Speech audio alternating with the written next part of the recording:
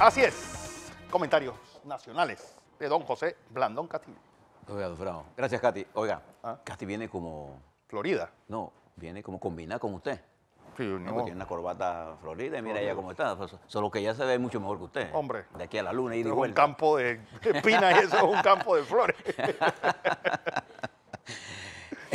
Bueno, ella siempre se combina bien. Sí, todas sí, las- sí, siempre se dan bien conmigo. Bueno, mire, Fernando, hay algunas cosas que debemos ir descartando primero. La primera cosa que le quiero decir, sobre todo en este segmento de carácter político nacional, todos los partidos y todos los candidatos, tengan partido o no tengan partido, deben entender la nueva ley electoral. De acuerdo a la nueva ley electoral, si usted participa en una primaria, pierda o gane, 15 días después del evento, usted tiene que entregar el estado de gastos de su campaña. Eso está en la ley. Entonces quiero decirle esto porque esto se aplica para todos. Cambio Democrático, PRDs, panameñistas, alianzas, FAT, independientes. Entonces, si usted no entrega eso, es sujeto a una multa. Y si usted no paga la multa, tendrá que pagar con cárcel los días multa. Toma. Los días multa es lo que usted debe. Esto está en la ley. Esto no es una arbitrariedad del Tribunal Electoral, eso es la ley que pasaron los diputados. Sí. Es que esa gente, yo no sé en qué planeta vivían, porque ahora es lo que estaba diciendo hace un momento. No, que Mimito nada más tiene 6.000 votos, pero si la ley electoral dice que tú puedes incluir un partido con 30 y pico mil personas y nada más va el 20% a votar. Es un argumento tonto porque las leyes, las reglas del juego estaban servidas antes de comenzar esto. Sí, no te cambiaron las reglas. Cuando Usted estás en pudo primera hacer base. y meterse en alianza y a la elección Ya. también, porque eso es, después que pasa la fiesta, venir las críticas de todos los que saben y no saben nada. Bien, ¿por qué le digo esto? Porque hay una cantidad de 200 y tantos miembros del Partido Revolucionario Democrático que no han entregado esto. Yo no lo tomo esto como, porque esto es nuevo, ¿ah? Le hago un llamado a los partidos políticos, porque el Tribunal Electoral, como entidad reguladora y que tiene que hacer cumplir el código, debe actuar como profesor de enseñanza de esto y actuar que estamos en reglas nuevas, que fíjese que terminada una primaria presidencial, el partido que termina o el candidato que gane, queda prácticamente en el ostracismo. Hasta que comience el 1 de marzo. Podrán hacer entrevistas, hay cosas que la ley le permite, pero esa interrupción del proceso rompe la dinámica. Es como cuando usted está jugando y de pronto para de jugar para ir a la final después de 30 días de descanso. Usted, el cuerpo ya no está para eso. No. Pero bueno, esa es la ley y la vamos a tener que cumplir porque ya no hay forma de modificarla. Le hago un llamado a todos los partidos, a todos los candidatos, porque además las donaciones al final las vamos a conocer todos. La idea de eso es hacer transparente el proceso de financiación y hacerlo más barato. Y creo que eso es importante, porque así como estaba el viejo código electoral, solo los que tenían plata podían entrar en esto. Y entonces creo que le hago este llamado para que no le echemos la culpa a un solo partido. No, es que hay cosas nuevas y la gente siempre le cuesta adaptarse a las nuevas cosas. Y el próximo torneo electoral tendrá más restricciones para hacerlo más competitivo. Y la primera cosa que debe tener el próximo código electoral es darse sobre una nueva constitución. ¿Para qué? Para que tengamos un órgano a la Asamblea Nacional diferente, ¿no le parece, Fernando? Porque actual como está la división circuital, nadie compite con esos caciques locales. Y en los circuitos uninominales menos. Menos. Así que llamo la atención sobre este caso. La otra cosa que quiero llamar la atención a la Corte Suprema de Justicia. Hay más de 5 recursos que ha presentado la defensa de Ricardo Martinelli. Entre ellos, entrar al fondo, entre ellos, no soy el único, de la competencia. ¿Tiene o no la Corte competencia para juzgar a Ricardo Martinelli? ¿Sí o no? Entre ellos, el de cambio de medida cautelar, para dimensionar algunas, porque el fiscal se ha tomado todo el tiempo que él quiera, no tiene ni siquiera tiempo, no sabemos ni siquiera cuándo se va a reunir nada de esto, pero sería prudente que la Corte Suprema de Justicia en aras del respeto al debido proceso y a los derechos constitucionales y derechos humanos que tiene cualquier sindicato, y ahora en particular Ricardo Martinelli, hombre, le resuelvan los casos que están pendientes. La justicia tardía no es justicia. Igual pasa para todos los detenidos, y cuando nosotros hablamos del respeto, del debido proceso, nos referimos a todo el mundo. Y es por eso que cobra importancia toda la información que ha salido en la Estrella de Panamá con respecto a la manipulación de los procesos de investigación. Y yo creo que quienes deben dar las explicaciones, Fernando, son las entidades que de una u otra forma conducen estos procesos electorales, estos procesos investigativos. Son ellos los que tienen que... El silencio no es respuesta. Sí. El que les diga eso está equivocado. Porque en la medida en que pasa el tiempo, a la gente no se le olvida esto. Esto lo que hace es romper la credibilidad en el sistema. Y ya la justicia está en una especie de cuidados intensivos. Más que cuidados intensivos, hay una especie de descrédito. Así como está la estructura política. Cuando yo hablo de la estructura política, no me refiero a la estructura política de un partido o del presidente, porque todo el mundo dice, bueno, es que el presidente ¿verdad? Tiene una mala imagen, una mala imagen tiene todo el sistema político panameño. Por igual, ¿sí o no? Hombre. Entonces, esto tiene un efecto importante. Y ya es hora que el órgano judicial comience a ser controlador, pero tiene que comenzar por él mismo. ¿Cómo el juez puede ser controlador de las arbitrariedades o la legalidad, para hacer el término correcto, del Ministerio Público si él, cuando le toca hacer el control de la legalidad a su propio fiscal o magistrado, no actúa en la forma como señala el Código Procesal Penal? Porque el Código Procesal Penal, entre las cosas que tiene como objetivo de principio, es la velocidad del proceso, es el ahorro procesal. Por eso es que es oral.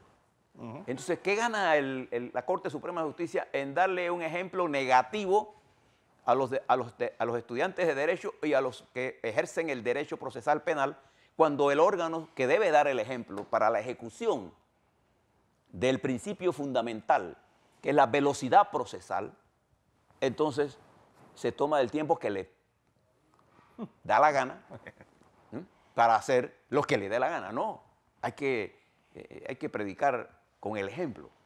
Entonces yo hago un llamado a la Corte Suprema de Justicia, porque estamos en fases finales y estamos en medio de un proceso electoral. Donde él es candidato. Donde además que es candidato, todo el peso de esto es parte de la conspiración global que hay en lo que se conoce como el lawfare.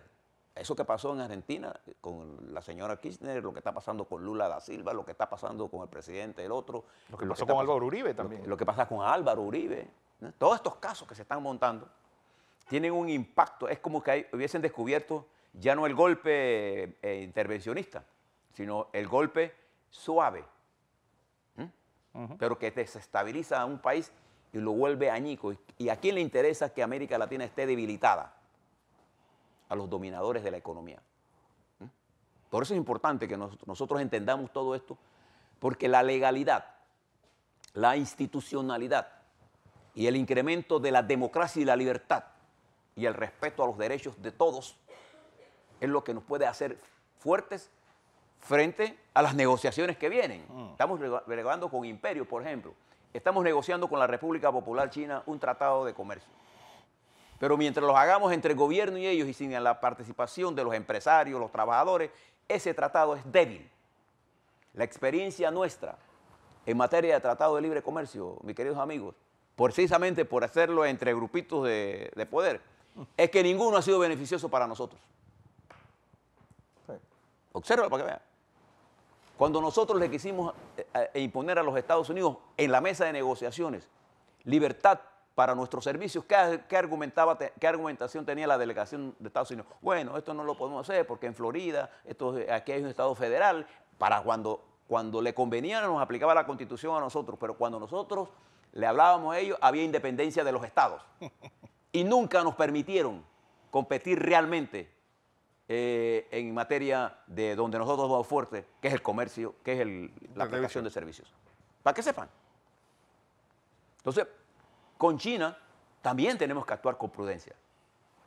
No es que China es la panacea, sí, China es un importante socio comercial, pero tenemos que defender los intereses. ¿Cómo se quedan protegidos los intereses agrícolas panameños y de las industrias nacionales? Es una cosa que tenemos que saber. Eso no es un problema nada más del gobierno. Nadie que negocie de espaldas a los intereses globales de su país tiene la fuerza de la mesa de negociación. Nadie. No se lo dice la generación que tuvo que negociar con los Estados Unidos y tuvimos que ir al mundo a aislar a los Estados Unidos para conseguir concesiones en la descolonización de nuestro país. Bueno, por eso es importante que la Corte se pronuncie, porque además usted le hace, no tiene que ser abogado, le hace el capítulo 1 del Código Procesal Penal. Son como 4 o 7 páginas, ¿no? 7 o 8 páginas, depende del tamaño que lo esté leyendo. Son como unos 40, 30 artículos, léaselos para que usted vea estos principios que yo le estoy hablando. Porque estos principios son los que rigen todo el código. Esa es la filosofía. Y estos principios establecen la división. El Ministerio Público es el que con exclusividad investiga. Y no puede meterse en los actos jurisdiccionales, que son competencia del órgano judicial. A pesar que el Ministerio forma parte del órgano judicial, está independiente en cuanto a funcionabilidad. Entonces, yo creo que es muy importante que la Corte ayude un poco a cimentar un poco la institucionalidad. Bien, en el plano político, mañana se cumplen 50 años del golpe del 11 de octubre de 1968. 50 años. Y todavía no se ha producido un encuentro entre las fuerzas políticas que estaban con el golpe o participaron del golpe y las fuerzas que fueron desplazadas del poder.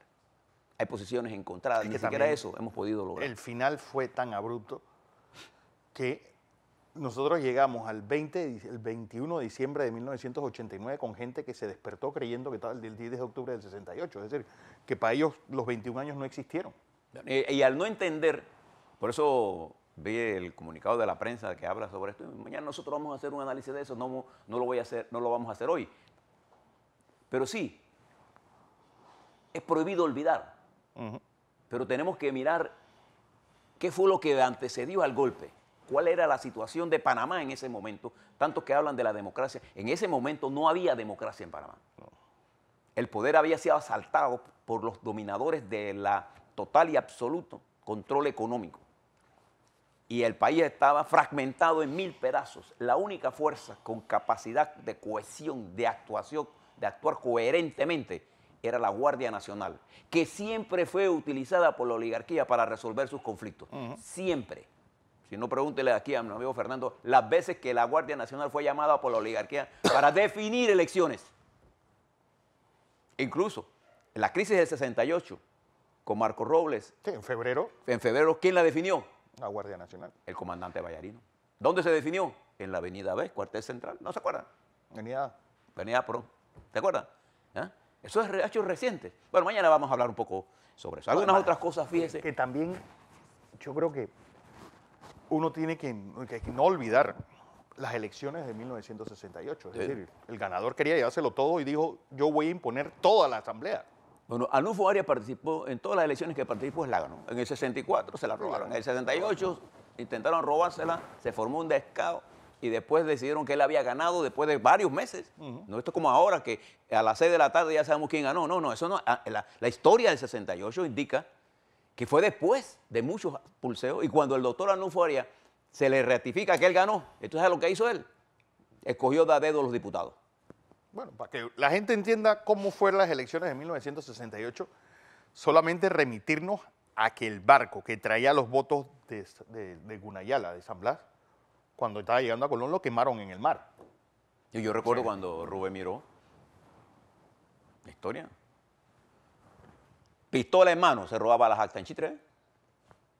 Así era esto. Sí, esto era una cosa de vaqueros. Urnas preñadas, todo. Bueno, cuando el coronel Remón corrió, sacó más votos que votantes había en el país. que habitantes. Y había una consigna de frontera a frontera, todos con Ramón Cantera. Todos con Ramón Cantera. Bueno, de eso vamos a hablar mañana. Pero fíjense, ayer se cumplieron 39 años del derrocamiento de la reforma educativa. Un hecho negativo en la historia nacional. Uno de los grandes retrasos de nuestra educación pública fue haber echado para atrás toda la reforma. Y el movimiento magisterial de ese momento no nació contra la reforma, nació por una reivindicación salarial. Fue la incapacidad del gobierno del presidente Royo en ese momento de manejar ese caso en particular, la que al no llegar a acuerdos, entonces se incluyó la reforma porque alegaban de que allí habían cosas que enaltecían a Omar Torrijos. El comunismo. Y el comunismo. Probablemente tendrían razón, pero lo que no tuvieron razón históricamente fue en derogar esa reforma que ha dejado que nuestra educación todavía esté manejada, como bien lo señala un artículo de la Estrella de Panamá hoy, con una legislación de 1945. Imagínense ustedes, con el desarrollo tecnológico que ha tenido el mundo, Bueno, con la velocidad con que se producen los cambios, nosotros hoy todavía no tenemos una reforma integral, porque yo no hablo de la reforma educativa a nivel de parvularios, primarias, secundarias, no, yo hablo de una reforma que va de arriba hacia abajo, porque la educación superior nuestra, la universitaria, tiene que ser reformada. Tiene que ser reformada. Y tenemos que hacer una reforma. Y tiene que ser fundamental, igual que la reforma constitucional, para resolver este problema del lawfare y de la debilidad estructural de nuestros sistemas, de nuestros órganos de poder y el absoluto poder que se ha concentrado en en el presidente de la República. Este y los anteriores. Entonces, tenemos en el marco de lo que viene mañana un análisis que nos permita a nosotros comprender qué fue lo que pasó en el 68, por qué pasó eso en el 68, por qué la invasión y qué es lo que hemos aprendido durante todos estos periodos post-invasión y cuáles son las tareas pendientes, porque eso es lo importante. Mañana hablaremos, sí, es prohibido olvidar, pero no podemos vivir mirando por el espejo retrovisor. Tenemos que poner nuestra mente en una realidad inalcanzable de una mejor nación. Cuando hagamos eso, siempre les he dicho, todos llevaremos un resorte misterioso, que es el ideal de un Panamá mejor. ¿Le parece? Mañana hablamos un poco de eso. así es.